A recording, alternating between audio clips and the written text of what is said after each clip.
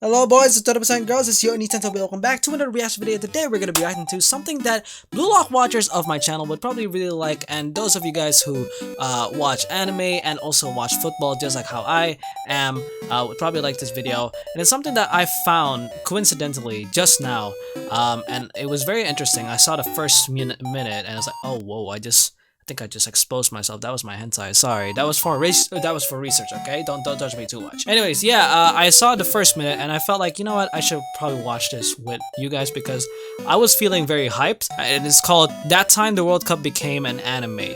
And just a quick disclaimer that I completely agree that the World Cup in 2022 was probably the best. I was there for 2014 and 2018. 2022 was just the best. Everything about it just insane. But I won't talk about it too much because this guy will cover into it, and when he goes into it even more, I'm gonna talk about stuff like, well, just how I usually do in Blue Lock, just analyze stuff.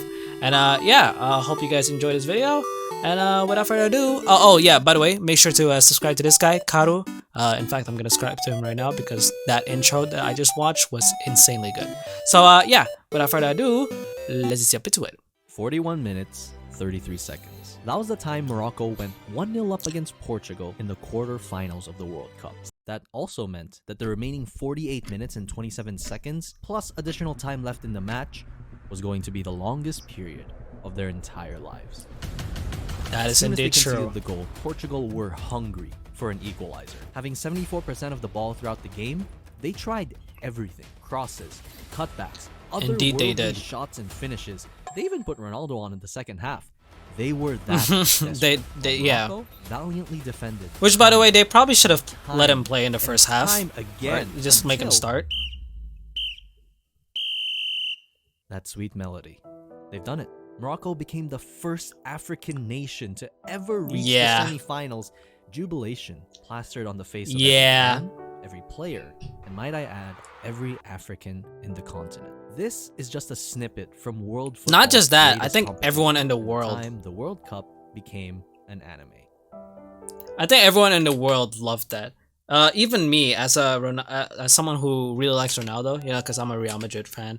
God, I was very happy for Morocco. All of you see football in this light, and I agree. Sometimes watching a game can make you go. But riding off the hype of Blue Lock, I think if I do my job right today, you'll see for yourself just how insane this year's World Cup truly was. Let's go back to Morocco, because I don't think you realize the extent. Okay, I haven't gone through this. In anime, this would be the equivalent of the weak MC suddenly becoming strong. We're talking Naruto leaving to train with Jiraiya, Deku training with All Might, Kaneki turning into a half ghoul. Let's see here.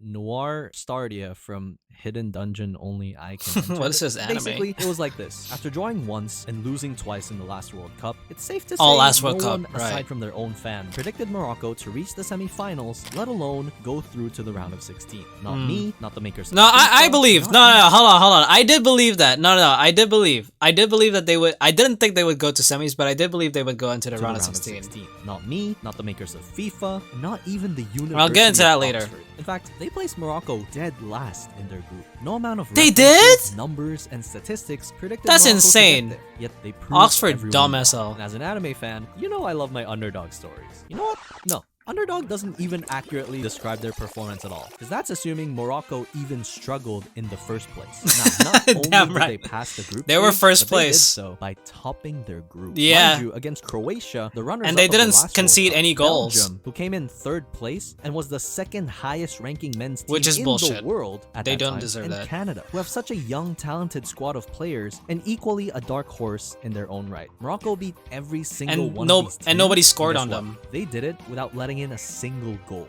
Okay, well, that one there was a goal, but it was because of an own goal. They were that good at defending. They were so good at defending, they scored against themselves. Yeah, yeah, exactly. They then went on to beat Spain in the round of 16. Again, 0 goals conceded. Then beating Portugal, including the penalty. Previous world champions France, but not without.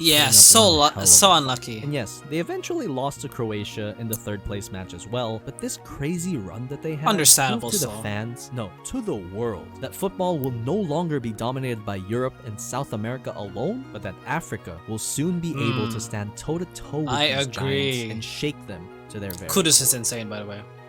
Bono, this guy's so good.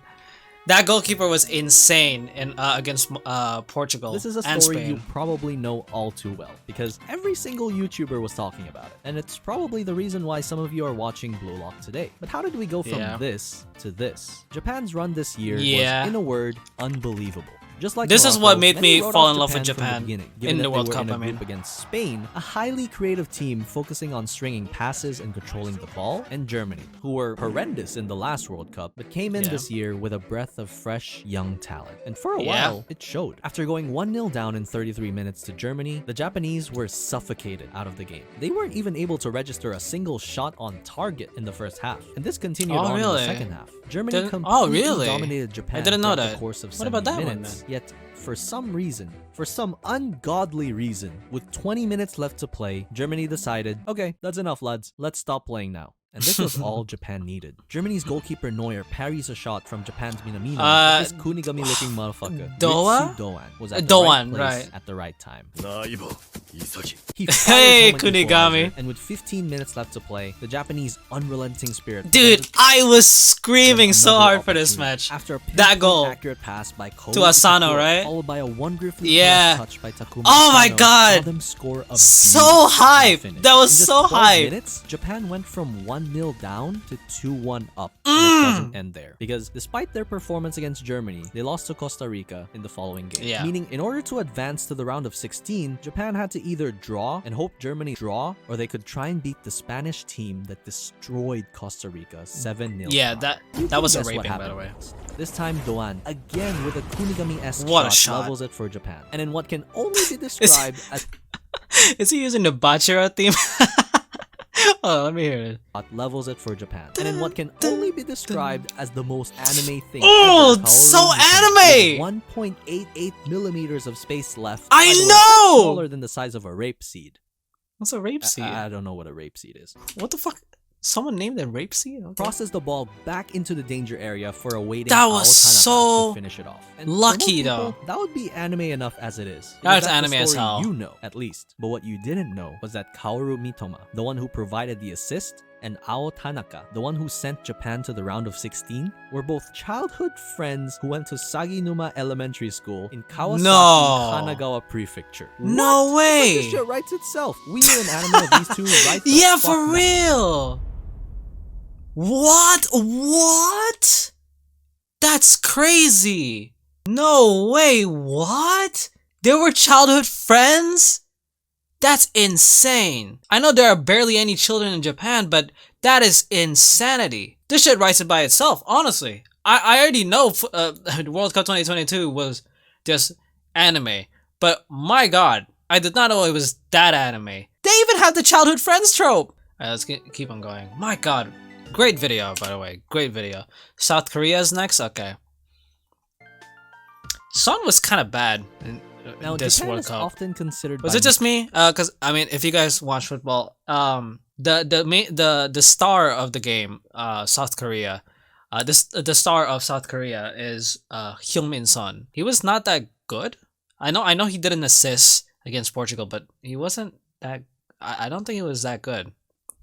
Many as the fairy underwhelming tale of the World Cup, the miracle run. But I don't quite agree with that, because I think a team that's more fitting of that title doesn't come from Group E, but instead from Group H, South Korea. Now I say this because, as stupid as it sounds, Japan only had to win their game against Spain in order to advance. I know, easier said than done. But there are times when simply winning a game doesn't mean you get to go through. Now, this is where it gets a bit confusing, but I'll try my best to explain it. So a win counts as 3 points, a draw is 1 point, and a loss I get 0. it now. This was the standing of Group H before their final game. I understand what you mean. Korea, Uruguay versus Ghana. Here you can see that Portugal has 6 points, meaning they are guaranteed guaranteed to go through. Why? Well, let's assume the worst and Portugal loses their game to stay at 6 points. Now, if either Korea or Uruguay win their games, they only get 4 points total, leaving Portugal at first, and they get to go through. Now, if Ghana wins, then they both go through, because they both share 6 points. Simple, right? This is where it gets confusing. In the case of Korea, not only did they have to win their game against and if Portugal, Uruguay giving draw them 4 points total, but they also had to hope that Ghana lost their game to Uruguay, because if Ghana wins, they have 6 points, and Korea winning doesn't matter. Problem is, Ghana kinda have this yes, and that's true too, because Ghana and Uruguay hate each other, especially for this guy, Suarez. Why that takes us way 2010. back to 2010, where Uruguay beat them, but were heavily accused of cheating. I won't bother you with the details. I'll link you a video in the description. So now, I mean, it is cheating, but like, man, it just goes everywhere, and I don't wanna get Africans to hate me. It's like but gone from Hunter x Hunter shit with a 12-year-long revenge mission to beat Uruguay. So Uruguay this is true, had to win to keep Korea alive. But now you're thinking, hold on, if Uruguay beats Ghana and Korea beats Portugal, then they're tied with 4 points. Yes, this is exactly why it's confusing. When both teams are tied, yellow have to cards look at what's called and goal goal difference, or GD. Basically, it's how many goals you scored in all 3 games minus how many goals you conceded in those same 3 games. Oh, okay, that makes a lot of sense. But wait, both Korea and Uruguay have 0 goal difference. Insane. They're tied again. Well, in the event of a tie in goal difference, the next category we compare is goals for.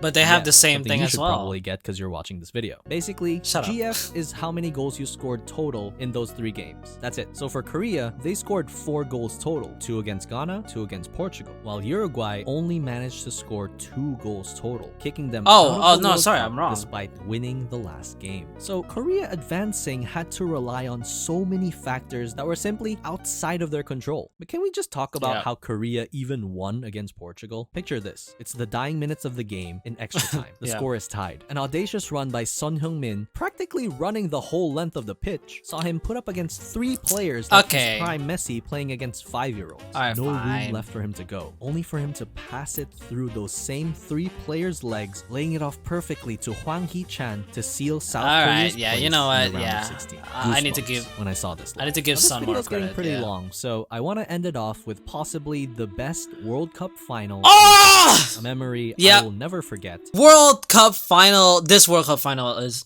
hands down best match I've ever seen in my entire life. Argentina versus France. This game this guy saw will Argentina probably talk about ahead early when Messi scored a penalty in the 23rd minute. This was swiftly followed by a masterfully built-up team goal finished by Angel Di Maria on the 36th minute. Only 36 minutes in, Argentina were already 2-0 up and were poised to lift the trophy before the first half even concluded.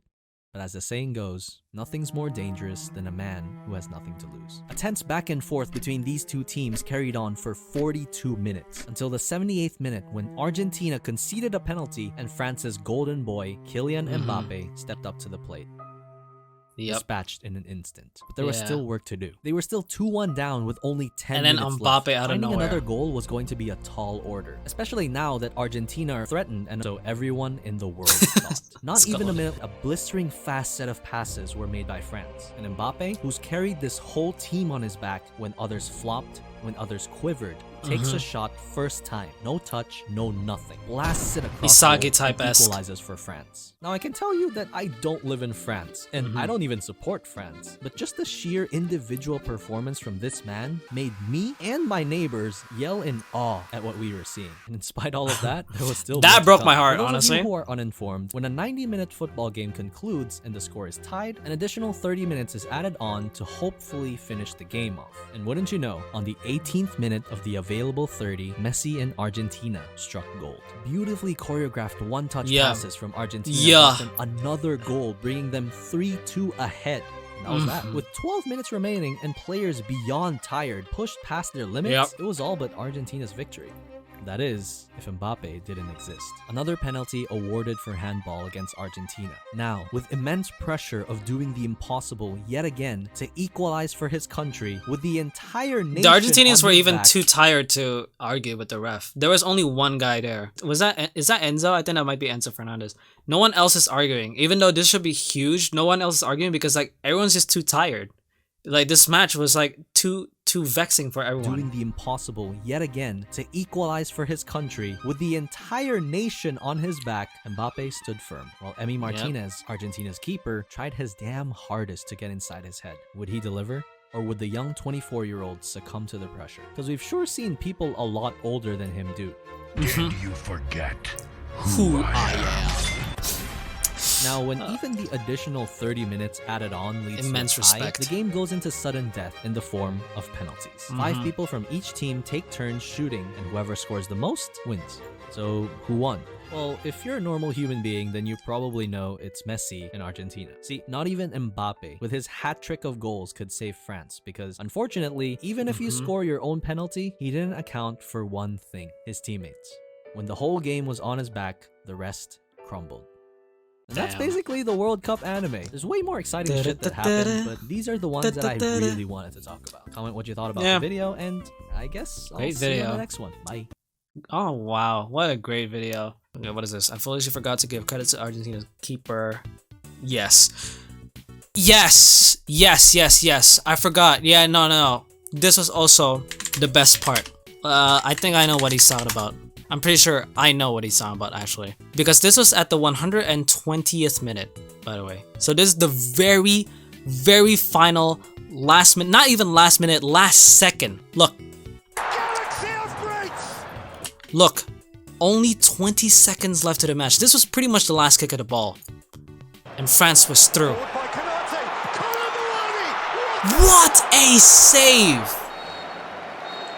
Wow! That was a 1 in a million chance. 1 in a million! 1 in a million. There was, like, look at how close this save was. If he did not put his feet out there, it would have gone in. And Messi would have died. He would get his World Cup taken away from him by the final minute, again, just like how it happened in the 2014 World Cup final against Germany. That made my heart stop. Because I was supporting Argentina. I was supporting Messi. But if that had happened, honestly, I would just have immense respect for France.